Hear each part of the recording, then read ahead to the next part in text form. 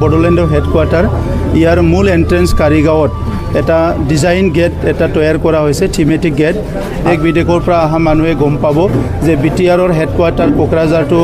ইয়াৰ এন্ট্ৰেন্সটো এইটোৱে হয় हेलो लोगोफोर आङो हस्पिटालाव थांनो ओंखारलायबाय आरो आंहा मोनसे प्रब्लेम जादों होननानै टेरिबल निउस जादों होननानै आं खोन्थाबाय थाखादों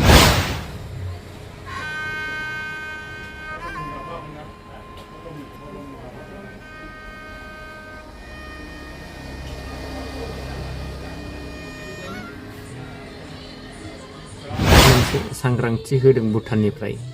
बोथोरा जोबोद गाज्रि बिथांमोना दै हगार हरनो हागौ आरो बिथांमोना दै हगार हरबा जोंनाव लोमसाव फैजोबो बिनि थाखायनो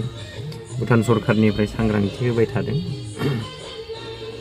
मानो सांग्रांथि होदों होनब्ला बिथांमोनहा दै लोमसाव फैनायल' नङा मानोना भुटाननि गोबांथार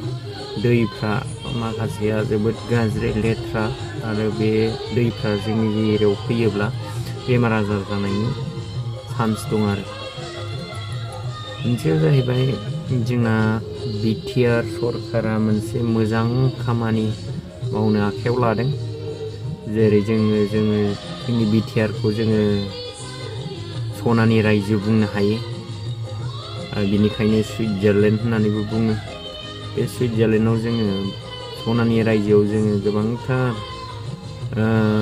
सनानि बुस्थुफोर मोननो थाङो जेरैहाय सनानि गाबनि गल्डेन लेंगर गल्डेन सनानि गाब गोनां मोख्रा मोनो लोगोसे जोङो गल्डेन फाइबारनि गल्डेन सिल्क जोंनाव मोनो बेफोरनि दामा गांफायावनो दिहुननो हायोबा लाखनिबो बारा जायो आरो जों लाखसि दिहुननो हायोबा बे जोंनि खुन्दुंनिफ्राय बे सिल्कनिफ्राय जोङो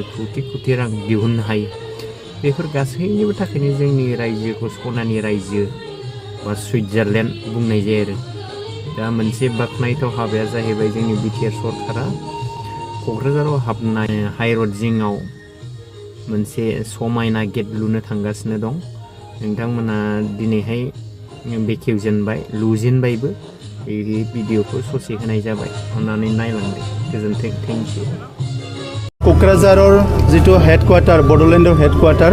ইয়াৰ মূল এন্ট্ৰেন্স কাৰিগাঁৱত এটা ডিজাইন গেট এটা তৈয়াৰ কৰা হৈছে থিমেটিক গেট আৰু সেই গেটটো নিৰ্মাণ কৰাৰ কাৰণে আজি আধাৰশিলা স্থাপন কৰা হৈছে আজিৰ পিছতে এই গেটটো নিৰ্মাণ কৰা হ'ব আৰু মেক্সিমাম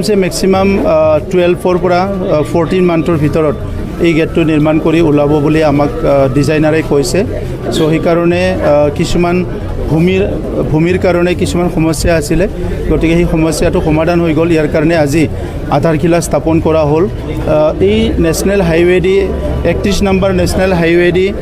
বিভিন্ন দেশ বিদেশৰ মানুহ যোৱা অহা কৰে সো সকলো গম পায় যে কোকৰাঝাৰটো আমাৰ হেডকোৱাৰ্টাৰ হয় কিন্তু আজি এই থিমেটিক গেটটো বা ডিজাইন গেটটো হৈ যোৱাৰ পিছত আৰু ভালকৈ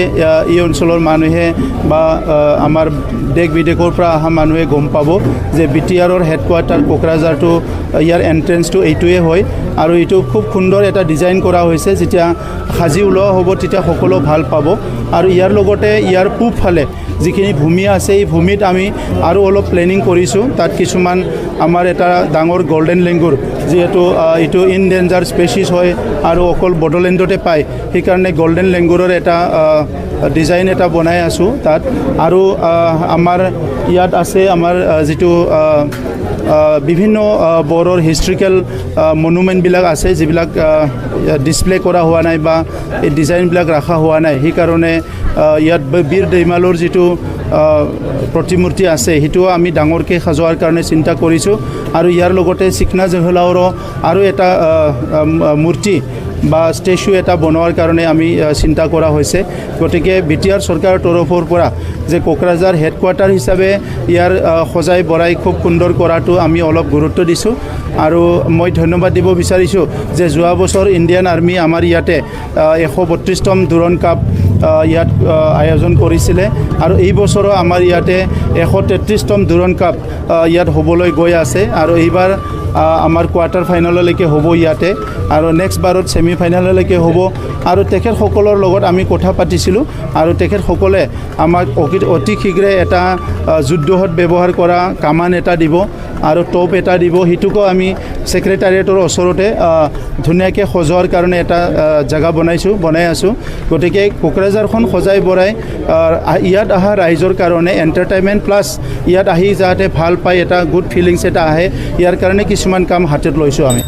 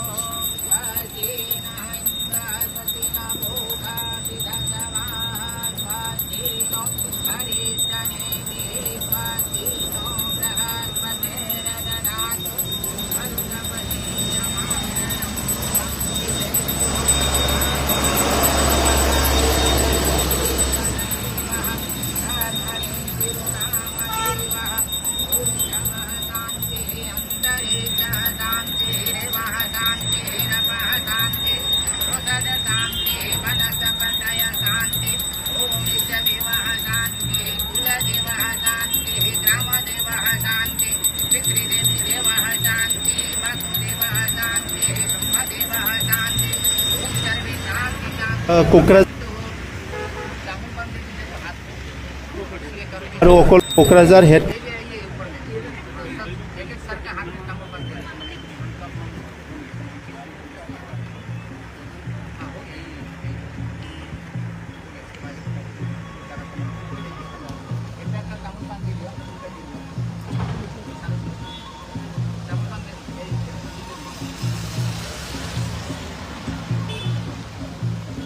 थांनाय बोसोराव क'क्राझाराव गोबां काप खुंदोंमोन देग्लायबो खुंगोन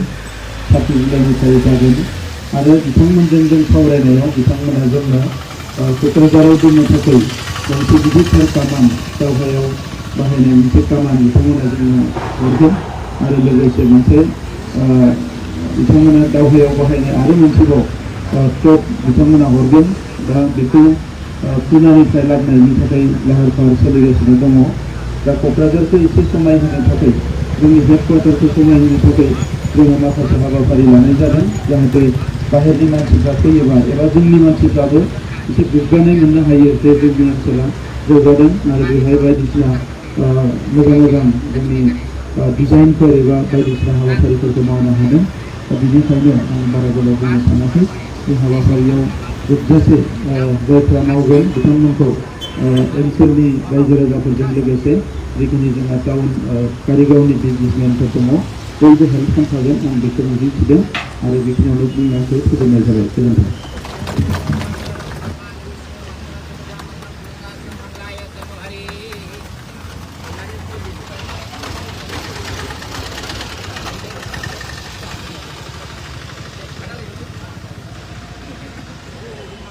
Aku kembali, oke.